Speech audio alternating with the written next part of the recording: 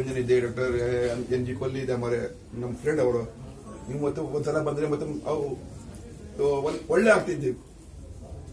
ಪರಸ್ಪರ ಯಾವುದು ಸಮಾಜದಲ್ಲಿ ಎಲ್ಲ ನಮೂನೆಯ ಮಂದಿ ಇರ್ತಾರೆ, ಎಲ್ಲರೂ ಒಂದೇ ತರ ಇರ್ತಾರೆ ಅಂತ ಹೇಳಿಕ್ಕೆ ಬರುವುದಿಲ್ಲ.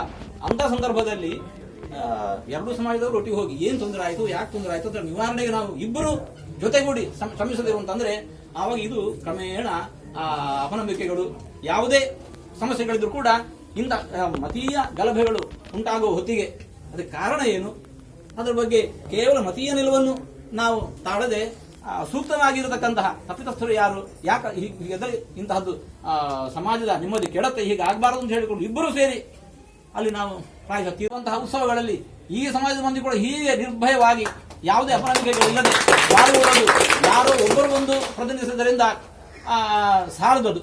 ಪರಸ್ಪರ ಈ ಉತ್ಸವಗಳಲ್ಲಿ, ನಮ್ಮ ಉತ್ಸವಗಳಲ್ಲಿ ನೀವು ಹೀಗೆ ಪಾಲ್ಗೊಳ್ಳೋದು, ನಿಮ್ಮ ಉತ್ಸವಗಳಲ್ಲಿ ನಾವು ಎಲ್ಲರೂ ಕೂಡ ಸಮಾಜವೇ ಪಾಲ್ಗೊಳ್ಳುವ ಹಾಗೆ ಆಯ್ತು ಅಂತಾದ್ರೆ ಎಲ್ಲ ಅಪನಂಬಿಕೆಗಳು ಇವೆಲ್ಲ ದೂರ ಆಗ್ತಾ ಇದ್ದೇವೆ. ಖಂಡಿತವಾಗಿಯೂ ತಾವು ಕರೆದಾಗೆಲ್ಲ ನಾವು ಬರಲಿಕ್ಕೆ ಸಿದ್ಧರಿದ್ದೇವೆ. ಸಮಾಜದ ಶಾಂತಿ ನೆಮ್ಮದಿ ಮೂಡೋದು ಅತ್ಯವಶ್ಯ. ಪರಸ್ಪರ ಸ್ನೇಹ, ಪ್ರೀತಿ, ಗೌರವ ಅದು ಉಳಿಸಿಕೊಳ್ಳೋದು ಅವಶ್ಯವಾಗಿದೆ.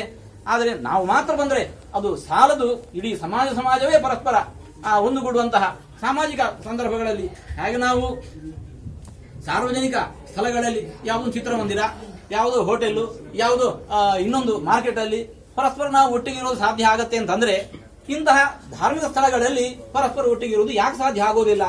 ಅದೂ ಕೂಡ ಸಾಧ್ಯವಾಯಿತು ಅಂತಾದ್ರೆ ಮಾತ್ರ ಆವಾಗ ಶಾಂತಿ ನೆಮ್ಮದಿ ಸುಭಿಕ್ಷೆ ಬೆಳೆಯಲಿಕ್ಕೆ ಸಾಧ್ಯ. ಅದನ್ನು ನಾವು ಮುಂದಿನ ದಿವಸಗಳಲ್ಲಿ ನಿರೀಕ್ಷಿಸ್ತಾ ಇದ್ದೇವೆ.